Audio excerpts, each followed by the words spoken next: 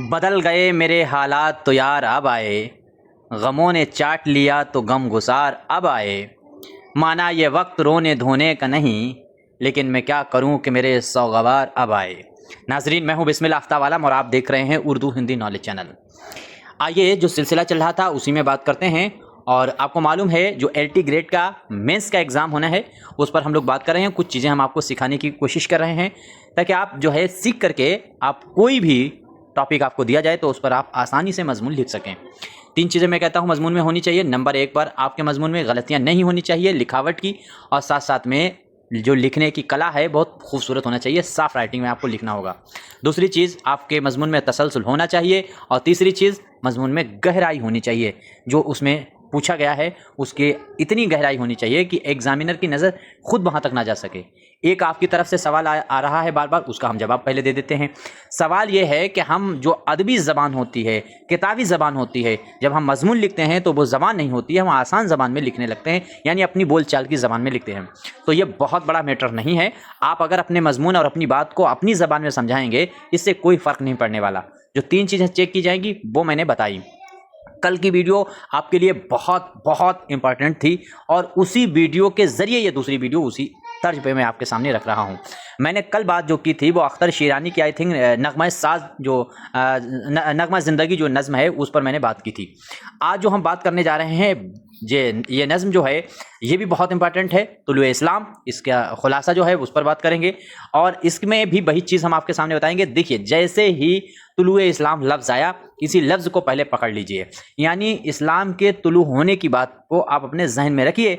और फिर point two point मैंने कहा था कि मजमून कोई भी है, चीज़ें कॉमन होने वाली हैं। ज़बान एक आप टॉपिक डाल सकते हैं, इसकी हैयत एक टॉपिक आप डाल सकते हैं, हेडिंग डाल दीजिए 5, 6, 7 और फिर एक्सप्लेन कर दीजिए अगर मुश्किल लग रहा हो तो। वरना अगर छोटे, यानी आपके सामने 2 तरह के सवाल आएंगे, 125 में आएगा, 125 जुमलों में जो बात कहनी है उसमें आप एक मजमून के टाइप एक उसमें लिख दीजिएगा। और जब आपको 200 जुमलों में लिखने की बात आए तब आप जो है इसी चीज़ को, इसी मजमून को पॉइंट पॉइंट करके लिखिएगा, आपको नंबर बहुत अच्छे मिलने वाले हैं। अब ये देखिए, नज़्म है तुलुए इस्लाम, इसका जो है वो खुलासा देखिए क्या है। तुलुए इस्लाम अल्लामा इकबाल की मशहूर तवील नज़्म है और बेसिक जानकारी ये रखिए कि ये 1922 में लिखी गई और ये वांगीदारा जो इनका मजमुआ है पहला, उसके तीसरे हिस्से में शामिल है। इतनी बात क्लियर हुई। इसके बाद में है इसका पस मंज़र पहली जंग अजीम के बाद मुसलमानों की ज़बोहाली और खिलाफत उस्मानिया का खात्मा है। कहने का मतलब, उस्मानिया जो खिलाफत थी, आपको मालूम होगा जो इस टाइम पर तुर्की जो है, अरे क्या हुआ, ये जो तुर्की जो है, ये तुर्की जो था, यहाँ पर जो हुकूमत थी वो उस्मानिया हुकूमत थी। और ये दौर जो है वो जब हिंदुस्तान में बाबर वगैरह का दौर था उस टाइम की बात है। और उस्मानिया हुकूमत मुसलमानों की हुकूमतों में सबसे बड़ी हुकूमत थी। उस्मानिया एक पद्धति भी होती है जिससे युद्ध जो है बहुत आसानी से जीते जाते हैं। और GK GS का अगर आप GIC की तैयारी कर रहे हैं तो आपसे GK GS में पूछा भी जाएगा कि उस्मानिया पद्धति को किसने इस्तेमाल करके, प्रयोग करके हिंदुस्तान में अपनी जो है बुनियाद डाली, अपने वंश की बुनियाद डाली। तो वो बाबर था। बाबर ने सबसे पहले उस्मानिया पद्धति का इस्तेमाल किया था। हम अपने उर्दू के टॉपिक से GK की तरफ चले गए हैं, इसके लिए हम माजरत चाहते हैं, लेकिन जानकारी के तौर पर हम बताते हैं। आपको याद रखिएगा, जैसे खाना जंगी आपने देखा होगा ड्रामा, वो 2 चीज़ों को बयान करता है। औरंगज़ेब के ज़माने को बयान करता है और साथ साथ में जो हिंदुस्तान की आज़ादी थी उसका मसला बयान करता है। इसी तरह से ये नज़्म भी जो है वो 1857 में जो पहली बार जंग आज़ादी लड़ी गई उसकी कहानी और उसके बाद मुसलमानों की जो हालत बदतर हुई, पहले हम इसके मोटे बारे में इसके चीज़ें बता दे रहे हैं ताकि हम अपने आप इस पर बाद में लिख सकते हैं। अभी हम बताएंगे पॉइंट, इसको 2 तरह से आप लिख सकते हैं, एक कहानी के अंदाज में जैसे हम बता रहे हैं और दूसरा जो है हमने पॉइंट दिए हैं उसके हिसाब से। तो 1857 की जंग आज़ादी के बाद जो मुसलमानों की बद से बदतर हालत होती चली गई, जिस पर सर सैयद ने बहुत काम किया और सुधारने की कोशिश की, खासतौर से इल्म में। तो एक तो वो इसमें बात बताई गई। इसी तरह से अहद उस्मानिया का जब खात्मा हुआ तो मुसलमानों की हालत ख़राब हुई, ये चीज़ आपको मालूम होगा। अब आगे देखिए, आगे ये अपनी किताब है 2025 और 26 का कोई भी एग्जाम अगर आप दे रहे हैं तो जो 2000 MCQ जो इसमें दिए गए हैं, इनकी प्रैक्टिस खूब प्रैक्टिस कीजिए। इस नंबर पर कांटेक्ट करके आप इसको मंगा सकते हैं, बहुत आसान। TGT और GIC उत्तर प्रदेश का एग्जाम या और कोई उर्दू भी दे रहे हैं, बाकी इसमें बहुत इंपॉर्टेंट नोट्स हैं, देख लीजिएगा। चलिए आगे बढ़ते हैं। आगे देखिए बुनियादी ख्याल। अब ये बुनियादी ख्याल देखिए हेडिंग है, हम कह रहे थे हम आपको मजमून सिखाते हैं। ये बुनियादी ख्याल जो है वो हेडिंग किसी भी टॉपिक में आप लिख सकते हैं। अगर ड्रामे का पूछा जाए, खास कोई ड्रामा अनारकली का मान लीजिए यहाँ पे ड्रामा पूछ जाए, तभी उसमें बुनियादी ख्याल डाल दीजिए। अगर कोई दूसरी नज़म रखी जाए तो ये हेडिंग आप अपने पास नोट कर लीजिए। तो बुनियादी ख्याल आप हेडिंग, कोई भी क्वेश्चन आ जाए उसमें ये आप फिट कर सकते हैं। ये आपके सामने ऐसी बात है, ऐसी हेडिंग है कॉमन, जो हर क्वेश्चन में आपके सामने फिट हो जाएगी। चाहे वो ड्रामे से पूछा जाए, चाहे नज़म से पूछा जाए, चाहे अफसाने से पूछा जाए, चाहे नॉवेल से पूछा जाए, चाहे मसनबी से पूछा जाए, चाहे दास्तान से पूछा जाए, मतलब किसी से भी पूछा जाए तो बुनियादी ख्याल एक हेडिंग डाल दीजिए। अब बुनियादी ख्याल में वो चीज़ पकड़ लीजिए जो मजमून में दी गई है। तो क्या है, तुलुए इस्लाम यानी इस्लाम का सूरज फिर से निकलेगा। इस नज़म में कहा गया है कि इस्लाम का जो सूरज है वो फिर से निकलेगा। इकबाल मुसलमानों को मायूसी से निकाल कर उम्मीद दिलाते हैं कि उम्मत मुस्लिमा का ज़वाल आर्जी है और उरूज जो है वो फिर आएगा। ठीक है, तो ये चीज़ इसके अंदर बयान की गई। इसका मरकजी ख्याल यही है कि मुसलमान घबराए ना। और मैं भी ये कई बार एग्जाम्पल दे चुका हूं, रात की इतनी औकात ही नहीं है कि सूरज को निकलने से रोक ले। इसलिए अरस्तु ने एक बार कहा था कि प्रतिभा जब इंसान के अंदर होती है तो वो स्थान अपना बना के ही रहती है। सीटें चाहे कितनी भी कम हो, आप स्थान बनाएंगे, और आपके अंदर कोई टैलेंट है तब भी आप अपना स्थान बनाएंगे। वही बात है कि जो है वो मुसलमानों की जो हालत हुई है, ज़वाल हुआ है, ये उरूज फिर से आ जाएगा। इसका ये मरकजी ख्याल है, घबराने की बात नहीं, लेकिन आपको कुछ करना पड़ेगा तब आएगा। अब इसमें अगला पॉइंट ये देखिए कि खुलासा का नुक्ता सूरत। अब ये देखिए, ये वाली हेडिंग भी आप अपने पास नोट कीजिए। और कोई भी टॉपिक अगर आपसे आ जाए, चाहे अफसाना, नाबिल, दास्तान में नाम बार बार या पर्टिकुलर कोई खास एक नाम दे दिया जाए, मान लीजिए ड्रामा यहूदी की लड़की दे दिया जाए, तब भी उसमें ये हेडिंग डाल दीजिए कि खुलासा का नुक्ता सूरत में। तो खुलासा जो है वो नुक्ता सूरत में, यानी इस ड्रामे के अंदर क्या दिया गया है उसको एक पॉइंट टू पॉइंट बता दीजिए कि इसमें ये है, इसमें फिजा ये है। अब मान लीजिए हम आपको बता देते हैं, जैसे यहीं पर हम समझा देते हैं। हम तो यहाँ पर बात कर रहे हैं तुलुए इस्लाम की, अब यहाँ पर हम आपको समझा देते हैं। मान लीजिए ये हेडिंग आपको डालनी पड़ी और ये सवाल ना आकर के, आजकल हमने पढ़ाया तो था, जो थी नज़म जो आपके सामने रखी वक्त तशीरानी की थी, और एग्जाम्पल जितने दे डाले थे वो सारे मैंने इकबाल के दिए। आज इकबाल की बात हम आपके सामने कर रहे हैं, उनकी नज़म तुलुए इस्लाम आपके सामने रख रहे हैं, और इन्हीं हेडिंगों के जरिए हम दूसरी चीज़ समझा रहे हैं। तो यहाँ पर देखिए कि ये हेडिंग, मान लीजिए ये नज़म ना होकर के, और आपसे अगर पूछा जाए कि आप जो है वो ड्रामा ज़हाक जो है वो आ जाए, तो उसमें हेडिंग डाल दीजिए कि खुलासा नुक्ता की सूरत में। और फिर क्या करोगे, ये हेडिंग डाली और फिर लिखना शुरू किया। नंबर 1 आप लिखेंगे कि ये ड्रामा जो है वो लिखा हुआ मोहम्मद हसन का है, और मोहम्मद हसन ने इस ड्रामे को फिरदौसी की फलानी किताब से लिया है। नंबर 2 पॉइंट, इसमें ज़बान जो है वो हिंदुस्तानी की बदलती हुई उर्दू और हिंदी के मेल जोल की ज़बान का इस्तेमाल हुआ है। नंबर 3 हम बता दें ड्रामा ज़हाक, इसी हेडिंग को आप उसमें इस्तेमाल कर दीजिए या और कोई चीज़ में भी इस्तेमाल कर दीजिए। हम आपको बहुत सारे एग्जाम्पल बता देंगे। इन हेडिंगों को एक बार हम नोट करवा करके फिर से एक्सप्लेन करेंगे, तो आपके समझ में आया होगा कि अब मान लीजिए ज़हाक ड्रामा है, अब उसमें अगला पॉइंट डाल दीजिए ड्रामे की ज़बान। इसमें ज़बान ऐसी इस्तेमाल हुई कि हिंदी और उर्दू की मेलझोल, क्योंकि उर्दू हल्के हल्के जो है वो ज़वाल की तरफ जा रही थी और हिंदी जो है वो उरूज की तरफ जा रही थी, तो वही ज़बान इस्तेमाल हुई है। आगे लिखिए कि इसमें जो है वो ऐसे शहंशाह की कहानी है जो लोकतंत्र या जमहूरियत में होने के बावजूद भी हिंदुस्तान को डेमोक्रेसी यानी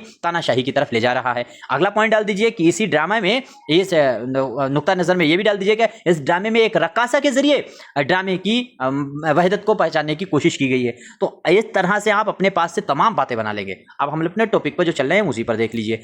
हम आपको सिखाने की कोशिश कर रहे हैं, बस मेरा अपना नज़रिया यही है। अब अगला देखिए इसमें क्या होगा, और बाकी ज़्यादा सीखना है तो अपने नंबर पे कांटेक्ट करके, अगर हम फ्री होंगे तो हम आपको बता देंगे अगर पूछा है।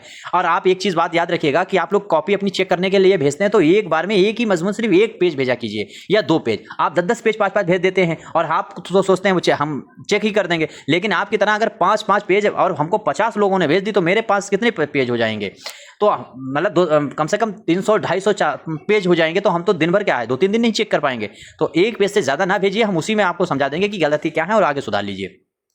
अब ये देखिए इसमें पहला पॉइंट तुलुए इस्लाम का नज़म के अंदर क्या कहेंगे, तो इब्तदाई मंजर। अब इब्तदाई मंजर में क्या होता है कि नज़म का आगाज़ सुबह की खूबसूरत मंजर से होता है और दलील सुबह रोशन है, सितारों की तंगतावी। इकबाल कहते हैं कि रात जितनी भी तारीख हो सुबह ज़रूर आती है। मुसलमानों की मौजूदा हालत रात है और तुलुए इस्लाम यानी सुबह करीब है। एक ये पॉइंट हो गया। दूसरा पॉइंट क्या है कि मुसलमानों की हालत जार। अब ये हेडिंग डाल करके आगे क्या लिखोगे कि इकबाल ने उस दौर के मुसलमानों की बेअमली, गुलामी, फिरकावारियत और मगरिब की तकलीद पर दर्द का इजहार किया है। अब अगला पॉइंट इसमें फिर से आगे बता दिए, असबाबे ज़वाल, यानी मुसलमानों का ज़वाल क्यों हुआ। तो इकबाल के नज़दीक ज़वाल की वजह दीन से दूरी, यानी दीन से दूरी, इज्तिहाद छोड़ देना और अपनी खुदी को भूल जाना। खुदी पर यह ज़्यादा गौर करते हैं। मुसलमानों ने अमल छोड़ दिया और तकदीर के बहाने बना लिए। ये बात ये कहना चाह रहा है, मुसलमान का मतलब उरूज फिर होगा, लेकिन इन्हें करना क्या है कि उन्होंने जो तकदीर के बहाने बना लिए ना, जो किस्मत में होगा वही होगा। मैं कई बार शेर कहता हूं कि कोशिशें करने से हालात बदल जाते हैं, खुद बिगाड़ी हुई तकदीर का शिकवा ना करो। आगे देखिए, अगला पॉइंट देखिए, तो पैगाम अमल अगर देखेंगे तो इसमें क्या बताया गया है कि इकबाल सिर्फ मातम नहीं करते बल्कि जगाने का दर्स देते हैं। ठीक, आगे देखिए, अब ये जगाने का दर्स कैसे देते हैं, तो ये शेर भी आप एक चाहें तो नोट कर मतलब कोट कर सकते हैं। क्या है, नहीं तेरा नशेमन कसर सुल्तानी की गुंबद पर, तो शाही है बसेरा कर पहाड़ों की चट्टानों पर। तो इस तरह से आप ये भी कह सकते हैं, शेर भी दे सकते हैं। आगे देखिए, वो नौजवानों को शाहीन से तशबिया देकर बुलंद परवाजी, खुददारी और जद्दोजहद की तलकीन करते हैं। आगे देखिए, 5वां पॉइंट भी देखिए, उम्मीद का पैगाम। अब इसमें पैगाम किस बात का दे रहे हैं, नज़्म का मरकजी नुक्ता यह है कि इस्लाम एक आफाकी सच्चाई है जो मिट नहीं सकता। आगे क्या है, यकीन अफराद का सरमाया तामीर मिल्लत है, यही क़ुव्वत है जो कौमों की तकदीर बदल देती है। इकबाल कहते हैं कि अगर मुसलमान कुरान और सीरत रसूल को अपना लें तो फिर से दुनिया की इमामत कर सकते हैं। तो इसमें एक तरीक़ा भी बताया गया है कि मुसलमान फिर से कैसे दुनिया के इमाम बन सकते हैं। आगे इख्तिताम क्या है, तो नज़्म का इख्तिताम इस अज़्म पर होता है कि इस्लाम का सूरज दोबारा तुलू होगा। ठीक, और फिर वो शेर भी देखिए कि चमन तेरा आया अंदाज़ वर्क़े बहारी है, तुलुए महर का पैगाम लाई है सहर तेरी। तो इस तरह से ही आखिर में देखिए कि मरकज़ी पैगाम इसका क्या है, नज़म का मरकज़ी पैगाम में देखिए कि तुलुए इस्लाम मायूसी के अंधेरे में उम्मीद का चिराग है। इकबाल का कहना है कि कौमें अपने किरदार से बनती हैं, जबकि जब तक मुसलमान अपनी खुदी पहचान कर अमल का रास्ता इख्तियार नहीं करेंगे, उरूज मुमकिन नहीं। आगे एक कलमा, ये भी देखिए, ये भी हेडिंग आप सब में डाल सकते हैं, एक कलमा में मतलब एक सेंटेंस में इसका क्या मतलब। तो इसका मतलब ये है, ये नज़्म मुसलमानों को ख्वाबे गफलत से जगाकर अमल खुदी और इत्तिहाद के ज़रिए खोया हुआ मकाम वापस लाने का इनकलाबी पैगाम देती है। इस तरह से ये पूरी नज़्म थी, जिसके ज़रिए आप जो है वो दूसरी भी चीज़ों को लिख सकते हैं। मैंने बहुत कोशिश की और ये आखिर में अपनी किताब है, जो मैं पहले भी बता चुका हूँ। 2025-26 का कोई भी एग्ज़ाम अगर आपको देना है तो उसके लिए ये शाहीन अपनी किताब मंगा सकते हैं इस नंबर पर कॉन्टैक्ट करके। और इसमें मैंने कई बार बता चुके हैं, इसका रिव्यू देख लीजिएगा, कॉन्टैक्ट कीजिए, रिव्यू भेज दिया जाएगा। उसके बाद देखने के बाद अच्छा लगे तो मंगा सकते हैं। चैनल पर पहली बार आए हैं तो वीडियो अच्छी लगे लाइक कर सकते हैं। अगर वीडियो देखना हो आगे और पढ़ना हो या वीडियो आपको अच्छी लगती हो तब आप चैनल को सब्सक्राइब करें, वरना कोई बात नहीं। आप अपने मशवरे देखते रहिए, जो नंबर आपको दिखता है उस पर देते रहिए और कमेंट में भी देते रहिए। शुक्रिया।